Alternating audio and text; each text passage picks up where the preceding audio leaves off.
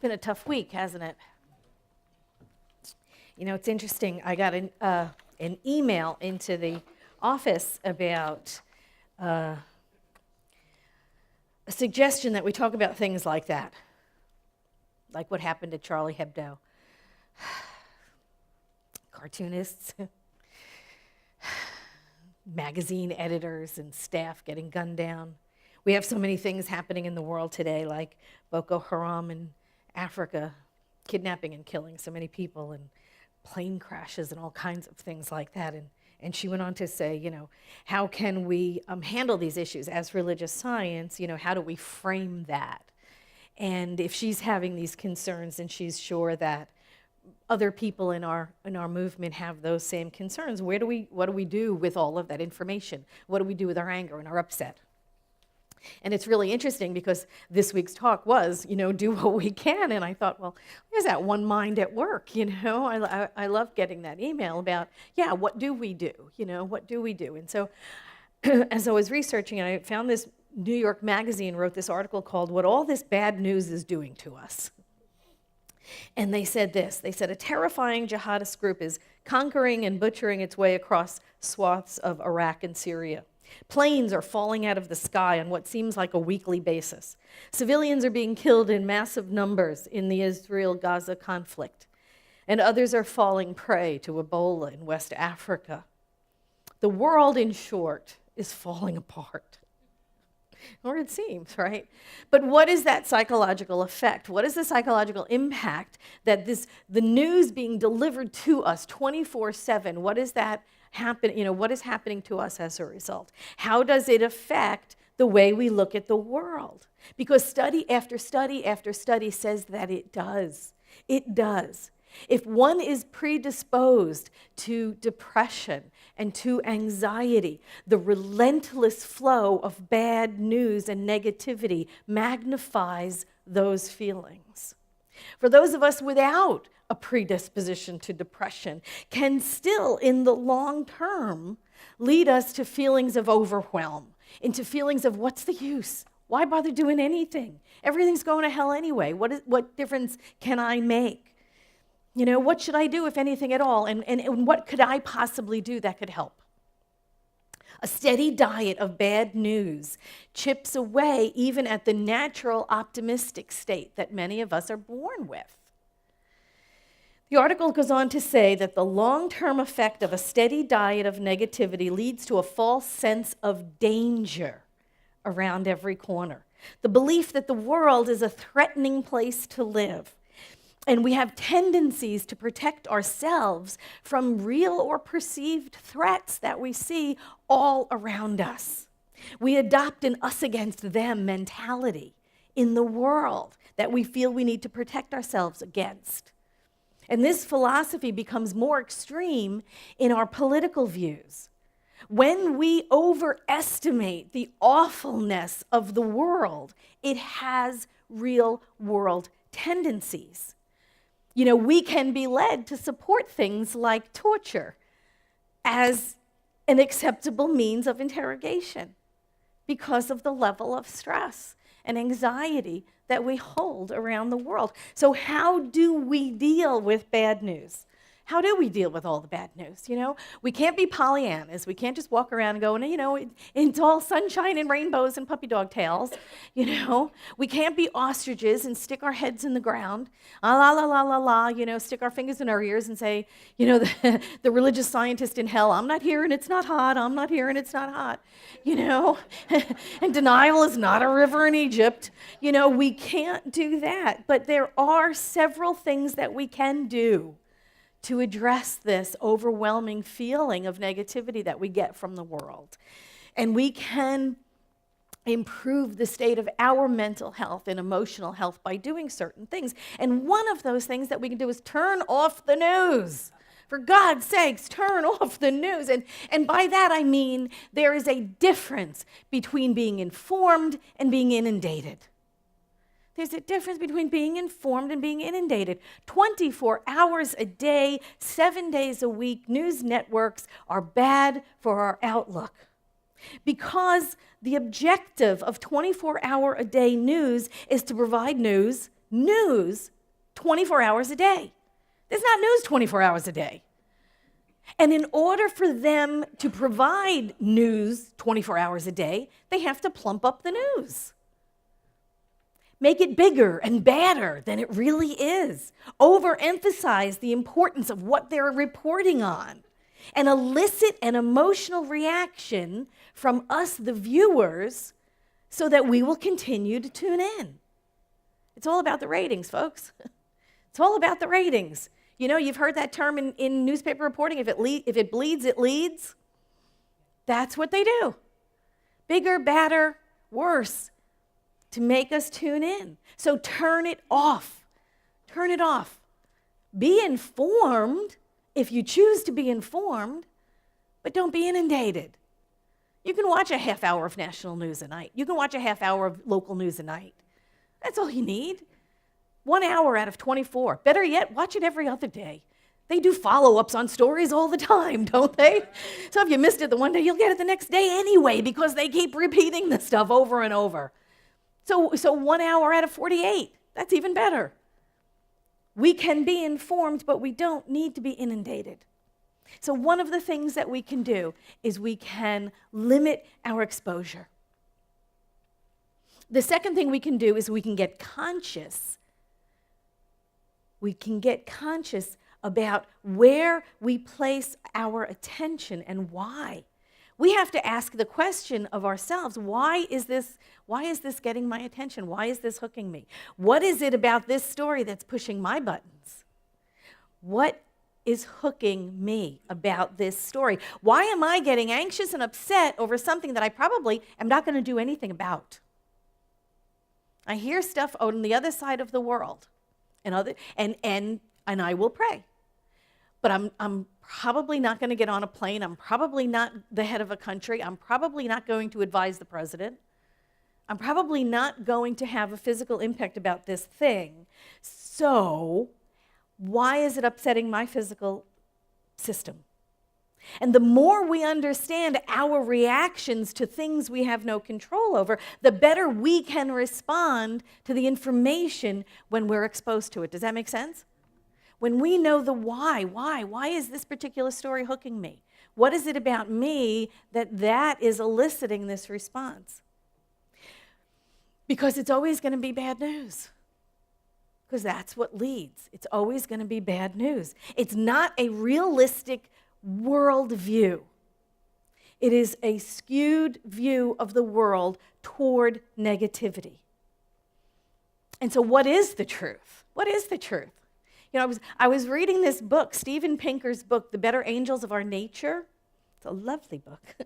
It's a lovely, large book. Anyway, he says in this book, The Better Angels of Our Nature, that the world as a whole is actually getting better, that we are becoming more evolved, more peaceful, more prosperous, more educated, less violent than any time before in the history of humanity. And in his 800-plus page book, he backs up this claim with over 6 chapters of facts and figures to prove to the skeptics among us that it's true. As a planet, we are getting more peaceful, more educated, less violent. And now, full disclosure here, I have not read all 800 pages.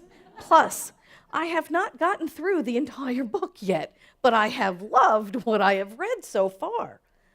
Oh, and if you're interested, get the book, but get it on an ebook. It weighs a whole lot less as an ebook than actually carting around that 800 and some odd page book.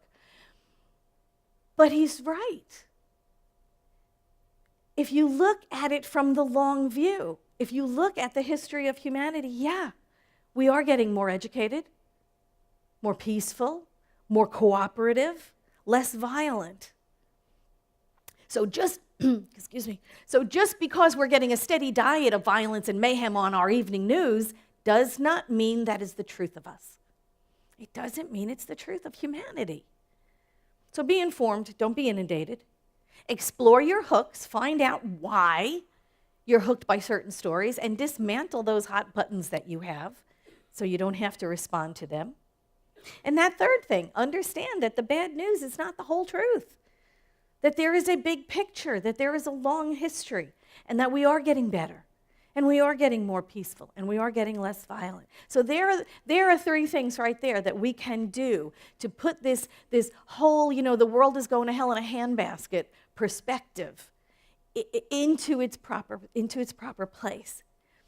And here's the thing, there is good reason why we want to put that in its proper place. Because focusing on world events that we have no control over saps our energy and limits our ability to do the work we can do right where we are. Because there's lots we can do right here where we are in our little corner of the world. There's lots and lots of things that we can do to improve the lives of our own lives and the lives of those people around us in our own area. Ralph Waldo Emerson said this, I love this. He said, "The purpose of life is not to be happy." Sorry about that. Anyway, let me go on. The purpose of life is not to be happy. It is to be useful, to be honorable, to be compassionate, to have it make a difference that you lived and that you lived well. Yeah. It is to have made a difference that you lived. I'm asked about my faith tradition often by people who have never heard of Centers for Spiritual Living. Is that a surprise? We're like the best kept secret on the planet. Have never heard of the science of mind and spirit, have never heard of religious science. And one of the things I'm asked is, so what do you people believe? I love that. What do you mean, you people? but one of the things I say is, I can take everything that Ernest Holmes taught, and I can distill it down to these three things. Love spirit, love life, do good work. That's it. That's everything he said in that huge 50-year ministry when he was on the planet. That he founded this teaching. Love spirit, love each other, love life, and do good work. That's it. That's it. No dogma, no rules, no how to, no instruction book. You're not handed that says, here, do this, don't do this, don't do this, and you too can be part of Centers for Spiritual Living. It's it. That's all we have to say. Love spirit, love life, do good. Does it get simpler than that? That's what we're here to do. Leave the place better than you found it. And this is where our work is. This is where our work is. Love spirit, love life, do good. And this is where some of us tend to wander off because we get preoccupied with the things of the world that we don't have anything to do with, and we get all upset over them. And we spend our mental energy all over there. It's like keep your eyes on your own paper. Remember that from elementary school? When we get all involved in the things that we have no control over, it saps our energy and our ability to do what we can do where we are. We spend our mental currency with no payoff. Yeah, we can get all annoyed and upset over things that are going on half a world away, and then we go to sleep and we wake up and it's a new day, and what? We haven't done anything about that stuff over there, but get ourselves upset. And it takes our attention away from the things we can do. You know those people, right? You may be one of them. I don't know. Those people at work, they get all upset about who's dating who or what the Kardashians are wearing or not wearing, as the case may be. Or they get all upset over, the boss that's not even their boss, or they get upset about the legislator in another state that they don't even live in that's voting on something, and it's so upset he can't even think. We get so concerned about the things we have no control over that we don't have any energy and time left to do the things we do have control over. And we need to know the difference. You know the serenity prayer, right?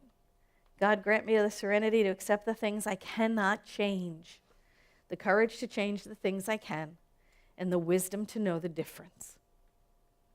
Words were penned by Karl Paul Reinhold Niebuhr. They're words to live by. And I know the people in the recovery movement know them well, probably know them by heart. And that's really words to live by. We can't go on spending our mental energy on things we have no control over, but we can do what we can do where we are. And here's what I know. As our daily spiritual practice, we can practice prayer. We can practice praying peace into those areas that seem like they're out picturing something less than that, right? We can know peace in those parts of the world that is so desperately calling for us to know it for them. I know this works. I know this works. Remember that experiment they did in Washington, D.C.? I think it was back in the 80s, where they had all of those monks praying peace, and the crime rate in Washington, D.C. went down by like 70%. Do you remember that study? It's true. It works. We know this. We know prayer changes things. We know prayer has an effect. So if I'm not going to get a plane ticket and fly over to Africa and help and pitch in and do the work over there, I'm going to stay here. I'm going to pray peace into that area. I'm going to know peace into that area. That's what I can do in my strength and in my knowledge and in the wisdom of religious science. That's what I can do to improve conditions half a world away. We pray. That's what we do. And it changes things. Gandhi said, prayer is not an old woman's idle amusement. I love that. Anyway, prayer is not an old woman's idle amusement. Properly understood and applied, it is the most potent instrument of action. It is the most potent instrument of action. Prayer changes things. Prayer makes a difference. So that's what we do in the places where we're not, in the places that need prayer, that need peace, that need resolution. They need all the things that we think that they're capable of, but they're not. Those conditions are not out picturing yet. We pray peace into them. We do the good work we can do where we are. We do what we do where we are. So as we look around, we can make a difference in our own little corner of the world. Getting preoccupied with the challenges of the world paralyzes us into not doing anything where we can do it, where we can make a difference. It's kind of like that you've seen the bumper stickers, think globally, act locally. That's what we're talking about. Know peace for the world, pray peace for the world, but do the work in the corner of the world that you do have an effect on. So volunteer to read somewhere. Teach literacy. Go volunteer at the library and read to children. Go to homeless shelters and feed. Go out and supply food and personal items for the homeless. Build houses for humanity. Go volunteer at houses. Serve meals at the Ronald McDonald House. Raise money for suicide prevention by walking in their walk. Buy groceries for someone that you know that can't get out of the house. Just bring them over. Send a card to someone who you know is lonely. Just thinking about you. We can all do something. Yeah, some of us do everything, I know. It's like those people just annoy me. But all of us can do something. All of us can do something. And when we do what we can do here in our own little corner of the world, we lift it. We lift it. Ernest Holmes said this. He said, I am a center in the divine mind, a point of God-conscious life, truth, and action. My affairs are guided and guarded into right action, into correct results. Everything I do, say, or think is stimulated by the truth. There is power in this word that I speak, because it is of the truth, and it is the truth. There is perfect and continuous right action in my life and affairs. Right action alone has power, and right action is power. It is the power of God, the living Spirit Almighty. This Spirit animates everything that I do, say, and think. Ideas come to me daily, and these ideas are divine ideas. They direct me and sustain me. I am connected. I am compelled to do the right thing at the right time, to say the right word at the right time, and to follow the right course all the time. And that's what our spiritual life is all about.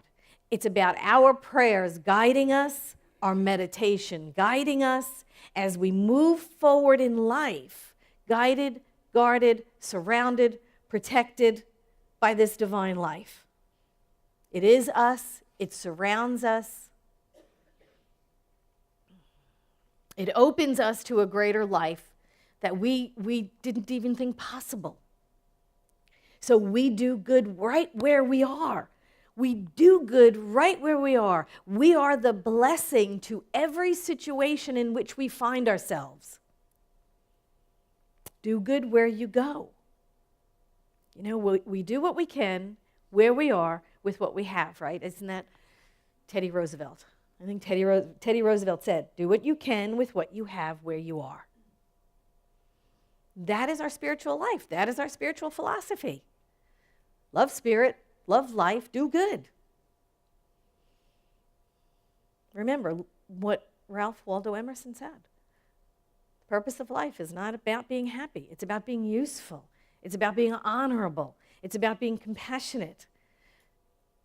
To have it had made some difference that we lived, and that we lived well. And here's the funny thing about that. The rewards of a life well lived, the rewards of a life making a difference, a life being compassionate and being useful and being honorable, is happiness. Is happiness. We wind up being that in the world because of the things we do. So see, Ralph was wrong. We wind up being happy because we are compassionate, because we are useful, because we are honorable, because we have made a difference in our little corner of the world. It does result in happiness. It's the kind of happiness you can't buy. It's the kind of happiness that you can't buy. And that's what we can do. Thank you so much.